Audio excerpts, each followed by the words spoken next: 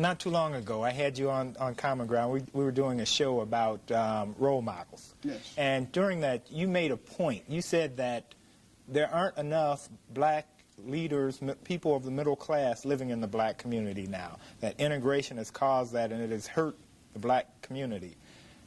I thought about that, and I thought that was worth a show in and of itself. Would you like to go into that a little more? Yes, now? I mean, what's happened is that Chicago, in the last 2 decades, has lost 250,000 blacks to the collar counties.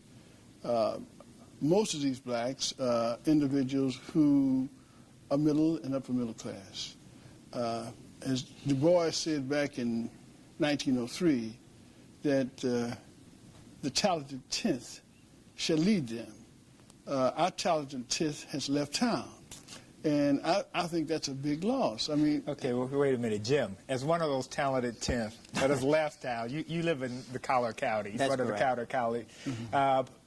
Do you agree with that? I mean, do you think that you are not serving as a role model now that you live elsewhere? Certainly serve as a role model. I'm a part of a fraternity, and we just had a big botillion, and we had young men from all over the Chicago metropolitan area that came out and participated in this botillion. But the kinds of thing that Mr. Travis is reminding me of is Jack Benny. I guess you remember the black guy that was on Jack Benny. What was his name? Rochester. Rochester. Yeah. Rochester had done a lot of things and had achieved a lot of things on TV back when there wasn't many blacks on TV. Right. But Rochester purchased this big house in, I think it was in the area called Crenshaw in Los Angeles. It was in a black community. And the black community reacted to this. They say, if Rochester, with all of this money, if he can't get out of here, then there's no hope for us. So the point is, when people gain wealth and access, they should be able to live wherever they desire. It doesn't mean that I'm not a role model because of a community. My role model is that to let young black men see what they can achieve.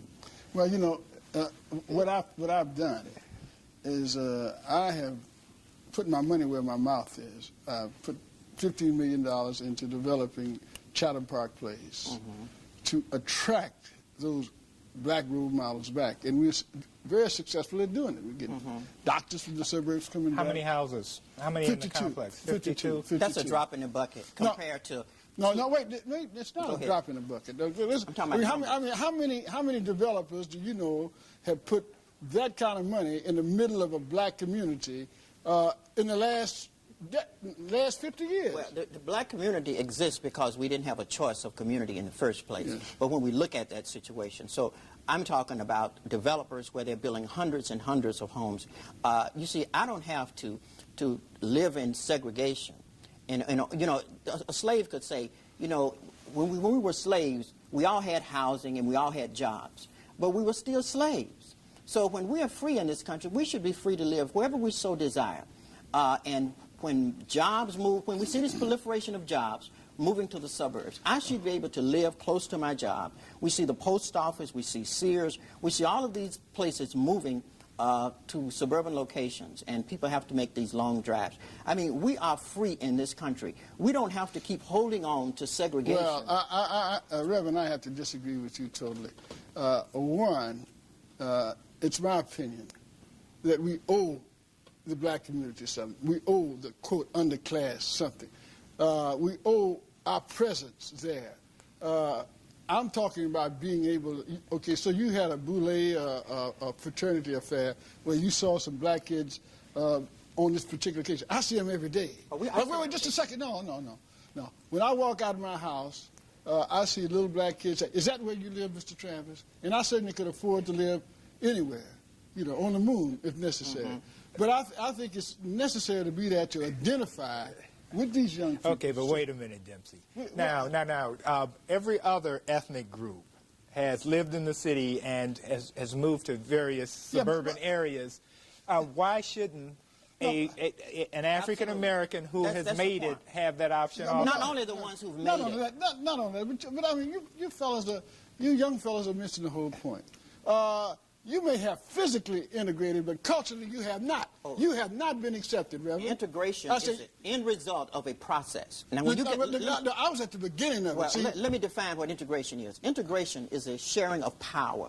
Integration is not just living next door to someone of a different race or a different class. But when you actually integrate in a community, you share that power and the wealth of that community. And see, now we have a lot of fair housing laws that are actually being practiced by the real estate community. And the end result of that is that families are able to gain access to a lot of communities close to their work. I mean, when I want to buy a house, certainly we work a lot in the city as well as in the suburbs, but purchasing a house is a very personal process. And one should be able to have that choice. That freedom of choice is very precious. And no one should tell me. I'm not telling you anyone. I'm not telling you where to live. But if you think you are sharing power, you're suffering with some sort of illusion. Why aren't you? How are you? Oh, the appreciation of homes. Well, you think homes don't appreciate in the city? Oh, sure they do. But they appreciate. I mean, no. Are you one of those black men?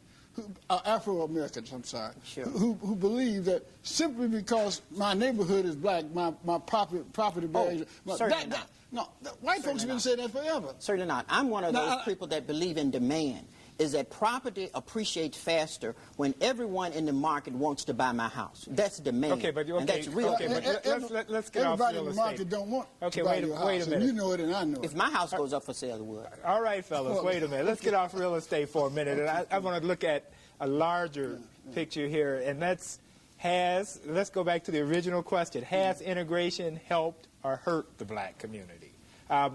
40 years ago, before integration was accomplished, to the degree it has been accomplished, there was an intact black community on the south side where you had groceries, you had businesses of all sorts. That's right. And much of that has moved to the suburbs with many successful African Americans, leaving in its wake either empty, vacant lots or stores run by foreigners who the community gets upset with because first they're there and they're different, but secondly because they don't appear to be hiring from the community. That's the issue. See, the issue, you cannot talk about integration as if it's some isolated situation. Housing follows jobs. There must be jobs when people start to building, the new housing starts and all of these kinds of things. People have to be employed. You cannot say, I'm going to build a community, and because this community is historically black, and if the jobs are not there, if my dollar cannot turn over in the community, that's a very negative kind of thing. Okay, so no. So what you're telling me is Dempsey should have built a factory instead of 52 Absolutely. houses. Dempsey should have built a shopping center where most blacks that shop in the city, you know where they shop at? They go to Evergreen Park. They go to other places where their money cannot turn over. Listen to him. This is where they go. Instead of building housing, he should have built a shopping center where these people have somewhere to shop, where they have somewhere to spend. Every time a black person on the south side get in their car, they go to these shopping centers where these towns have no blacks. And they brag about it. Yeah. This is the mindset that we see with black. And they have a noose around their own neck. That's an integrated mindset. No, it's not. Yes, it is. That's exactly what it is. This is when you get into sharing power and understand how money turns over. I would not live in a community. I would not shop in a community where I couldn't live. When you say less than 6% of the black dollars go to black businesses, and you call that sharing Do power? you know how long the black dollars stay in the black community once a person gets paid on Friday? One turnover.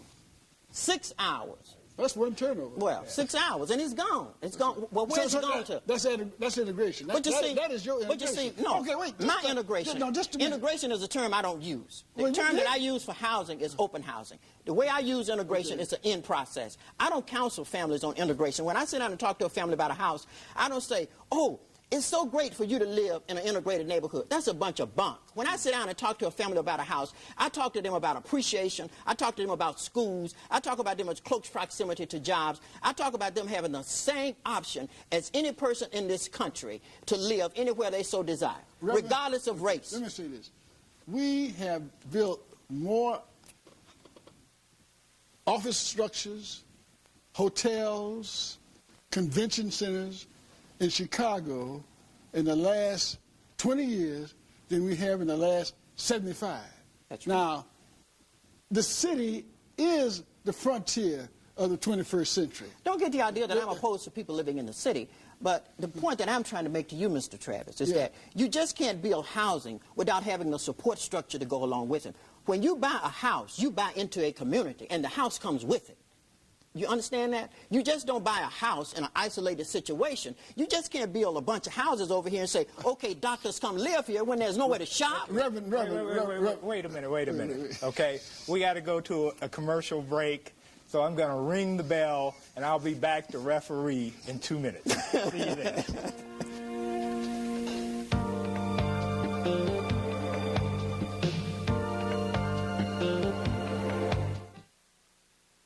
I'd like to introduce you to an all-natural, non-toxic lawn care product, Thatchmaster. Thatchmaster reduces excess thatch without verticutting or old-fashioned raking. Thatchmaster uses a natural protein enzyme to gradually break down excess thatch. As thatch starts to disappear, water and nutrients are more easily absorbed into the soil, and your lawn can look thicker and healthier. Thatchmaster makes a tough job easier naturally. The Thatchmaster is available at Kmart, Sears, Frank's, and Handy Andy. FBI statistics report that 1 in 40 cars will be stolen this year. Will your car be next? I'm not an actor. I'm Captain Jack Cleric. This space used to have a car parked in it. The owner will be back shortly to find that his car was stolen. He could have prevented this theft had he installed the club on the steering wheel of his car. The club is a bright red, tough tempered steel bar that cannot be cut and attaches to any car's steering wheel. Once attached, it makes steering impossible. Plus, because of its high visibility, an auto thief will walk away from your car and look for an easier, unprotected target. After testing, we recommend the club for Operation Lockup. So why not do what millions of other Americans and police officers are doing? Protect your car with the club. But please beware of cheap imitations. Make sure that the anti-theft device you buy says the club on the handle. The Club, now available at most stores where auto supplies are sold. Rockabye, your baby. Hi, I'm Dave Schmirler, your singing Ford dealer. Schmirler Ford introduces the one-price Ford Escort sale. Right now, you can own your choice of over 50 brand-new 1993 Ford Escort sedans, hatchbacks, or station wagons for one incredible low price. That's right, just one low price for a brand-new 1993 Ford Escort with air conditioning, power steering, AM/FM stereo, and much, much more for just one low price. Only at Schmirler Ford. Schmirler Ford is at Route 83 and Toohey in Elk Grove Village. Welcome back to Common Ground, where we're having a knockdown, drag-out verbal fight over whether integration has helped or hurt the black community. Okay, Dempsey, let's go back to your housing project, your housing complex that you've built, the 52 units. Yeah. Now, how are they situated? The idea is so that young black kids can see successful blacks. That's exactly right. Right in the heart of the best black community, not in Chicago, but in America. Chatham is a star of America.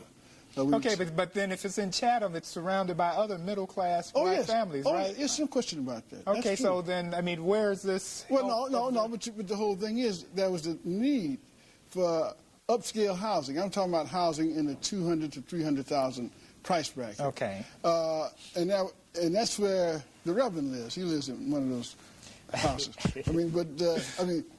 I knew that this is what they wanted. I discovered this when I was doing my survey on racism, American style, a corporate gift, that there were a lot of young blacks who made $100,000 to $125,000 a year who wanted to live in town, wanted to come back to the motherland. Motherland being the 2nd, 3rd, 4th, 5th, and 6th ward. Yeah. When we disintegrate, we lose political power.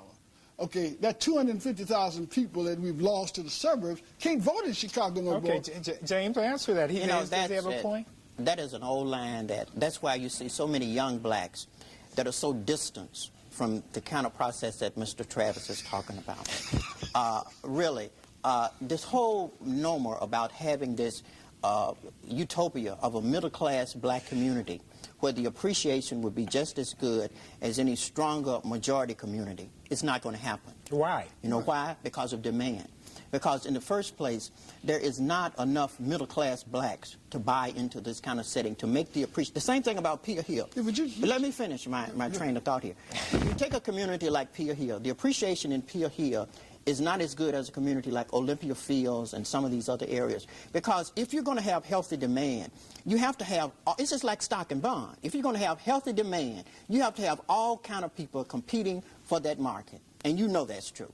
And the whole thing about, now, I would like to see you attract all kind of people to the community that you're talking about. So not only these middle-class blacks can see other middle-class blacks, and that's what you're talking about, they can see all kind of people living in this setting, because that's what they're going to see when they get into the real world. To me, any form of segregation is a negative aspect. But you missed my point, Reverend. I'm talking about political strength. Political strength. We've lost it. No, we haven't. Political Yes, we have. strength is when Roland Burroughs get elected on a on a statewide. Political strength is not having some alderman in a ward because the ward is black. Let me tell you what political strength is in this country. And if we don't understand integration, we would never understand political strength. Political strength is when Roland Burroughs can get elected on a statewide ticket, when all people can vote for him, not because of race, but because he can articulate issues. Political strength is when Carol Moseley Brown will become senator of the state of Illinois, and her platform will not be based on race, but will be based on qualifications. When we see Bradley become governor of a city like L.A., the only way we're going to get a black president in this country, he's not going to be elected only by blacks. He's going to have to be elected by a broad constituency. So this promotion of segregation is a trap. No. You see, I hear you, Reverend, and it sounds like a Sunday morning sermon. No, yes, it does. Look, now you know darn well, had we had 150,000 more blacks living in Chicago voting, and we're talking about those who vote, the whole political structure in this town would be different. Oh, sure. Well, if those who lived in this town had voted, the whole political structure would be different. But those who vote, I mean, the middle class individuals that have moved, who got that 708 prefix on their telephone number. See, I always maintain that people with a 708 prefix is part of the problem and not the solution. Well, that's not true, because I'm part of the solution, and I have a 708. Okay. But I think we really have to understand what real power is. Look, and this issue, how are you going to tell me? Let me wait a minute. This issue transcends housing. Reverend, wait a minute. I sit on at least a dozen major boards in this country. So what? You're talking about power. What the hell do you know about it? Let me understand. I know what making money is. Okay. I know what it is to have it. I mean, what are you talking about? Let me explain something to you. This struggle transcends housing. I ain't talking about no housing. When a young I'm black just talking person, about money. When a young black person graduates from high school with straight A's, where should they go? Should they go to Harvard, or should they go to Alabama A&M? Alabama A&M, if it makes them comfortable. Okay, but going to college is to get a job. Okay. It's going to college to get a job, or it's going to college to find out what color you are. You should know that by in the morning when you get up and look in the mirror. Reverend, now you're talking about Rochester. I'm talking about understanding what it means, everything that we have fought for. Understanding what the Brown decision really meant. Wait a minute, let me finish. Understanding what the Brown decision, see, we don't really want what we fought for. When we got the Brown decision, it said segregation is unequal. It's inherently unequal. Now, let me finish. But we keep on going back to segregation. We don't want progress. I give $500,000 every year for black scholarships to go any damn way they want. That's great. That's great. Okay, so how much do you give? Oh, I give a lot. I give time. That has nothing to do with it. See, that's what I'm talking about. That is the paradigm. That's the paradigm that's going to break down. You know why we have so many young men in Los Angeles now that cannot identify with the churches, they can't identify with the black leaders, because they see this kind of hypocrisy in I the think black leadership. Dempsey might argue because they aren't there. There's nobody there among them. 70% of the scholarships, people who apply for scholarships, go to Florida, FAMU, Atlanta University, Morehouse, Spelman. But that doesn't Are you telling me there's something wrong? No, I'm not telling you that. That doesn't address. Tennessee State, no, I'm saying. Fish University. I'm saying there is a. Are you telling me? I'm telling you, black leadership. Do you understand what's happening? Do you understand what I'm saying? Wait. Let me step in here a second. Okay. We still haven't answered the question that we started with. Has integration helped or hurt the black community? It has helped. How has it helped? It has helped the black community in a lot of ways, because it's the end result. It's the thing that Dr. King came here to fight for. I grew up in Dexter Avenue Church in Montgomery. I understand what Dr. King was really fighting for. How has it? It has helped the black community. It has helped the black community to see that once we have achieved, once we go to the Persian Gulf and fight for our country, once we have achieved something on any job status, if I walk into a real estate office, they have to show me any property based on my ability to pay, regardless of where that is. It just doesn't have to be in a segregated community. And it helps a person to understand when they go and buy a house, it can be anywhere. It can be in DuPage County, let Lake Dempsey County. Here. How's it hurt? Today, 2 decades ago, we had 10 black-owned life insurance companies domiciled in Chicago. Today, we don't have one because we've integrated ourselves right out of business. Right out of business. You know, you're not ready for change. See, paradigms break down. I'm ready for change. It's going out of business. Do you know why things go out of business? Because the paradigms break down. Changes have to move, and we have to be ready for change. And we can't keep holding to things when we see these paradigms breaking down. We have to be ready to set up new paradigms, new models. But see, you want to keep holding on to segregation. We had black insurance companies because white insurance companies would not write us insurance. We got black agents now working for some of the major insurance companies. You see, we're not ready to move to these paradigms. We say we want freedom, but we really don't. And you'll never be a major if you always want to be an agent as opposed to the president. Well, you can only be the president after you become an agent and learn how the company works. And I think we have begun to see that. No, wait. Listen. Well, I understand your book about how far black you go to corporate America. But let me finish this now. Okay, you mentioned Sears and their move to wherever, you know. That's right. Okay, wait, just a minute. 10 years ago, they had 7 vice presidents. Today they don't have none. You mean African Americans? African Americans, yeah. Okay. They don't have none. And you call that integration? No, you see, we have to understand what's happening in this country. Yeah, you tell me what's happening. They're moving a lot of jobs away from the black community. And see, these are the issues we should be fighting for. We should be making sure that when they move these places out here, that we have access to these communities, but they understand that when they move these places to communities where they're going to be rehiring people, we should be out there making this a major issue instead of talking about whether integration is right. All right. I don't even use the term integration. Let's stop here. We're going to take another commercial break. We'll be back in 2 minutes.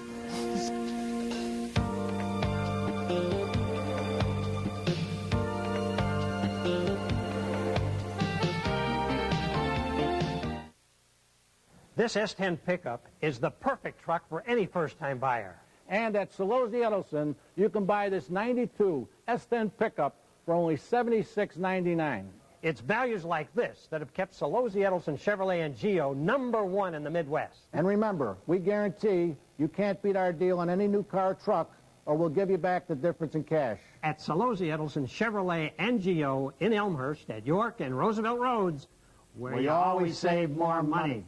If you're concerned about getting rid of weeds this way, try a better way. I'm Jim Martindale, here to introduce you to the Weed Popper. Place the Weed Popper next to a weed, step down, and the weed pops right out. The Weed Popper pulls weeds without kneeling, bending, and without chemicals that may be dangerous to our groundwater supply. The Weed Popper, with its 100% lifetime guarantee, pops weeds out as easy as 1, 2, 3.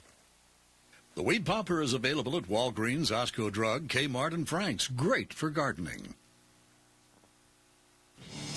Right now, it's time for the 11th annual MS 150 Ride to the Rock.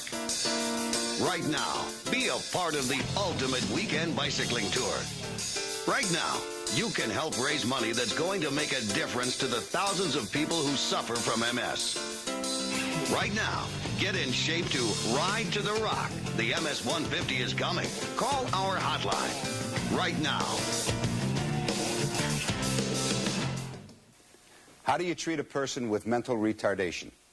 Hi, I'm Dennis Farina speaking to you about the Little City Foundation. The Little City Foundation nationally serves people with mental retardation and other developmental challenges through educational, employment, recreational programs, and services. For more information, call the Little City Foundation at 312-282-2207. So how do you treat a person with mental retardation? Just like a person. Okay, if all the middle-class blacks move to the suburb and we leave the underclass in the inner city, how do we help them? What do we do? Okay, the only reason that we have this movement in the first place is because housing follows jobs. The only reason these people are leaving because the jobs are leaving.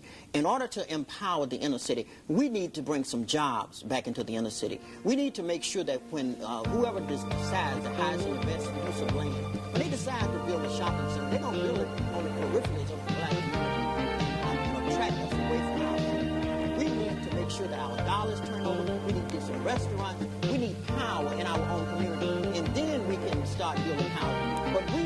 jobs. We don't need to say, we don't need to build houses without jobs. I maintain that 75% of those people who live in Olympic Field,